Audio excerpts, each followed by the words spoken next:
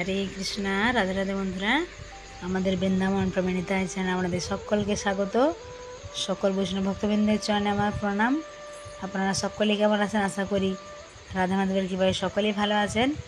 তো আজকে আপনাদের দর্শন করাবো কেশিঘাট বলা হয়। দেখুন, কেশিঘাট, বংশীবর, দ্বাদশ কানন। তো কেশিঘাট তো দেখুন, আমরা অনেক সময় ভিডিও কেন দেখাই, কারণ যমুনা মহারানীর দর্শন করা অনেক ভালো, তাই মাঝে মাঝে আমরা আপনাদেরকে যমুনা মহারানীর দর্শন করাই।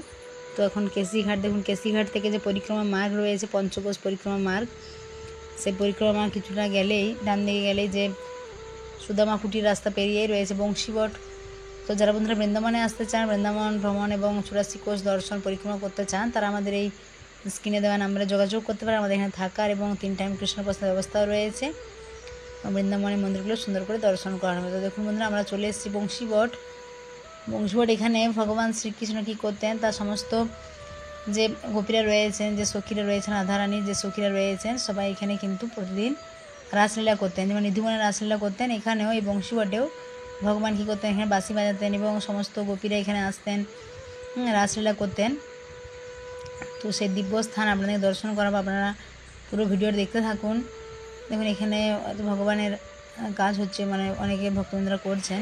কৃষ্ণ রাধে রাধে বন্ধুরা, তো আমরা চলে এসেছি আজকে বংশীবট। এখানে ভগবান কী করতেন, শ্রীকৃষ্ণ এবং সমস্ত গোপীরা রাসলীলা করতেন। তো সেই দিব্যস্থান আজকে আপনাকে দর্শন করবো এবং এই বৃক্ষ আপনারা দর্শন করুন। এটা সেই 5000 বছর আগেকার পুরানো বৃক্ষ। দেখুন,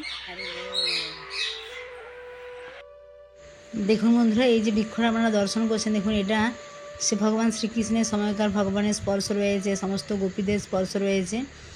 তো আপনারা বাড়ি বসে প্রণাম জানান। এবং এখানেও ভগবান বাঁশি বাজাতেন।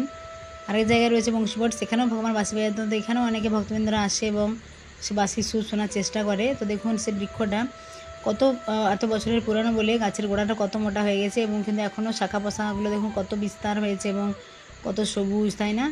দেখলে অনেক অপূর্ব একটা। দেখুন, অনেকে বাঁশির শব্দ শোনার চেষ্টা করছে, অনেক মাতাজিরা সবাই এসে এখানে কী করে প্রণাম জানায়। দেখুন, এখানে অনেক ভক্তবৃন্দরা এসে দেখুন প্রণাম জানাচ্ছেন। তো এখানে দেখুন, এটা রাসমণ্ডল রয়েছে, রাসস্থলী। দেখুন বন্ধুরা, বৃক্ষটা দেখুন কেমন সুন্দর অপূর্ব। এখনও দেখুন এখানে রয়েছে ভগবানের স্পর্শ। দেখুন কত, এই গাছের যে গোড়াটা দেখুন কত মোটা হয়ে গেছে, সে তখন গাছে ভগবানের সময়ে, তাই না? তো আমরাও স্পর্শ করে প্রণাম জানিয়েছি। আপনারাও বাড়ি বসেই কিন্তু মানসিকভাবে প্রণাম জানান।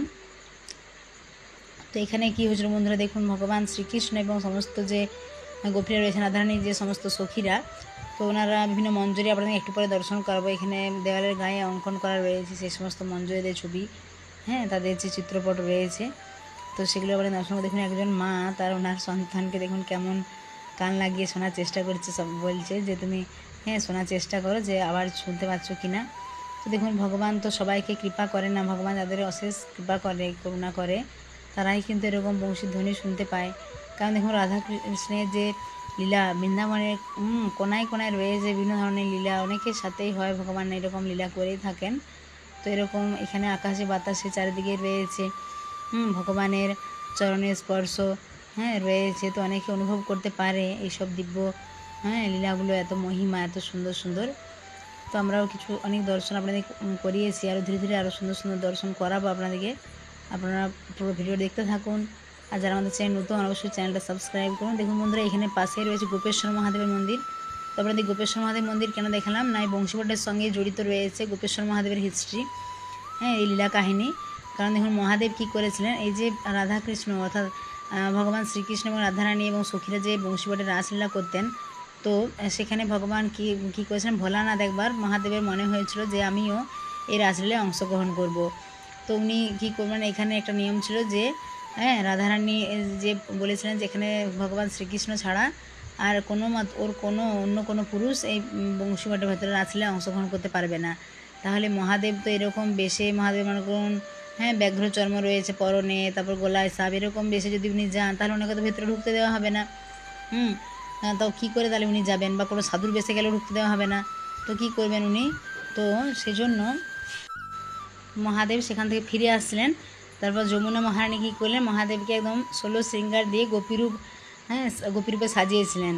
তো একদম যেমন সেই কাজল, তারপরে গলার হার, হ্যাঁ, মস্তকে বিভিন্ন ধরনের যে শৃঙ্গার হয়, যেমন করে সাজে মেয়েরা সেরকম করে হাতে বিভিন্ন ধরনের চুড়ি, হ্যাঁ, পায়ে নুপুর বিভিন্ন এবং গোপী রূপে সাজিয়েছিলেন মহাদেবকে। তারপর মহাদেব এখানে যখন ভেতরে গিয়েছিলেন, তো প্রথমে তো কেউ চিনতে পারেনি। তো ভগবানের দেখুন এগুলো লীলা, তার জন্য ভগবান শ্রীকৃষ্ণ তো অন্তর্যামী, তিনি তো সব বুঝতে পারেন, তো তিনি ঠিকই চিনতে পেরেছিলেন যে ইনি আর কেউ নন, এই মহাদেব গোপীরূপে এসেছেন। কিন্তু বাকি সখীরা কেউ চিনতে পারেনি। তো ভাবলেন যে এত লম্বা এরকম এত সুন্দর দিব্য দর্শন, ইনি কে? তো সবাই রাসলীলা করছেন, মহাদেব এখানে গোপীরূপে রাসলীলা করছেন সবার সাথে। হ্যাঁ, তারপর পরে রাধারানীও চিনতে পেরেছিলেন যে ইনি আর কেউ নন, ইনি শঙ্কর মহাদেব। তো তারপরে কি হয়েছিল, রাধারানী বলেছিলেন যে যে এখানে তো যেহেতু কোনো পুরুষের প্রবেশ নিষেধ, তো মহাদেব যেহেতু এখানে এসেছেন, হ্যাঁ, তার জন্য মহাদেবকে এখানে কী হয়েছে, দ্বাররক্ষী হিসেবে রাখা হয়েছে। এখানে মহাদেব গোপীরূপে অর্থাৎ গোপেশ্বর মহাদেব গোপীরূপে এখানে মহাদেব থাকেন দ্বাররক্ষী হিসেবে এইখানে এই মন্দিরে, বংশীবট যে রাসস্থলী। আর তার পাশেই বন্ধুরা আপনাদেরকে দেখালাম গোপেশ্বর মহাদেবের মন্দির। দেখুন এই বংশীবটের কাছেই রয়েছে গোপেশ্বর মহাদেবের মন্দির। তো এখানে অনেকেই কী করে, সোমবারে যায় জল ঢালার জন্য, মহাদেবের অভিষেক করার জন্য। সকালবেলা যদি সকাল দিকে যাওয়া হয়, তো সকাল থেকে 12টা পর্যন্ত মোটামুটি এরকম থাকে, অভিষেক করতে পারে। দেখুন আমরা এই বৃক্ষে প্রণাম করে নিলাম, কারণ এখানে রয়েছে ভগবানের স্পর্শ, তাই না? সবাই এসে দেখুন এখানে অনেকে মনস্কামনা জানিয়ে, হ্যাঁ, এরকম বিভিন্ন ধরনের রং বেরঙের এরকম দেখুন এই যে হয় না, যে চুন্নি অনেকে বলে, কেউ ওড়না, তারপর বিভিন্ন ধরনের এরকম কাপড় হয়, সেগুলো বেঁধে দেয় মনস্কামনা বলে, যার যা মনস্কামনা ভগবানের কাছে জানিয়ে। তো এরকম করে অনেকে স্পর্শ করে প্রণাম জানায়। হ্যাঁ, দেখুন এটা সবাইকার আসলে মনের ভাব, তাই না? তো এরকম মহাদেব যে গোপেশ্বর মহাদেবের মন্দির রয়েছে। আর যদি দুপুর 12টার পর আসা হয়, মানে বিকেল যে 4টের পর যে দর্শন হয়, তখন কিন্তু গোপী রূপে দর্শন হয়, অর্থাৎ বিভিন্ন ধরনের গোপী ড্রেস হয়, সুন্দর সুন্দর বিভিন্ন কালারিংয়ের, হ্যাঁ, পিঙ্ক কালারের হয়, সবুজ কালার, খুব সুন্দর সুন্দর, সেগুলো পরে কিন্তু মহাদেবকে গোপী রূপে সাজানো হয় প্রতিদিন বিকেলবেলা। সেটাও কিন্তু একটা দিব্য দর্শন। কিন্তু গোপেশ্বর মহাদেব মোবাইল অনেক সময় অ্যালাউ করে না, সামনে তো দেয়, ভেতরে অনেক সময় বারণ করে। দেখুন যেখানে অনেক বারণ করে সেখানে তো না তোলাই ভালো, তাই না? ওনারা যদি অনুমতি না থাকে, আর যে মন্দিরগুলো দেখুন অনুমতি দেয় বা তোলা যায়, সেখানে আমরা তুলি, আপনাদেরকে দেখানোর চেষ্টা করি। এখানে দেখুন চরণ চিহ্ন রয়েছে, তো আপনারা সেই চরণ চিহ্নগুলো প্রণাম জানান। আর এই বৃক্ষে আপনারা প্রণাম জানান, কারণ এখানে রয়েছে ভগবানের স্পর্শ। দেখুন কত দিব্য বৃক্ষ, তাই না? তো এখানে প্রতিদিন যেহেতু রাধাকৃষ্ণ রাসলীলা করতেন এবং মহাদেবও দেখুন এখানে গোপীরূপে রাসলীলা করেছিলেন, সে দিব্য স্থান আপনারা বাড়ি বসে দর্শন করুন এবং প্রণাম জানান। আর আপনারা যখন বৃন্দাবনে আসবেন বন্ধুরা, তখন এখানে আসবেন অবশ্যই। এটা আপনারা কেসিঘাট থেকে যখন পঞ্চকোষ পরিক্রমা মার্গে আসবেন, এবং যে সুদামাকুটি মার্গ রয়েছে, মলুকপীঠ বলা হয়, যে রাস্তাটা ডান সাইডে চলে গেছে, সেটা কিছুটা দূরে গেলেই আমরা প্রথমে পড়বে গোপেশ্বর মহাদেবের মন্দির, তারপরে একটু গিয়ে বাম দিকে পড়বে এই বংশীবট, অর্থাৎ এখানে যে রাসস্থলী, রাধাকৃষ্ণের রাসস্থলী। মহাদেব শুধুমাত্র এইখানেই বৃন্দাবনে এই একমাত্র এই মন্দিরেই মহাদেব গোপী রূপে রাসলীলা করেছেন। আপনারা অন্য কোথাও কিন্তু মহাদেবের এরকম রূপ দেখতে পাবেন না, গোপী রূপ, তাই না? মহাদেবের আমরা তো সবাই জানি মহাদেবের রূপ কেমন হয়।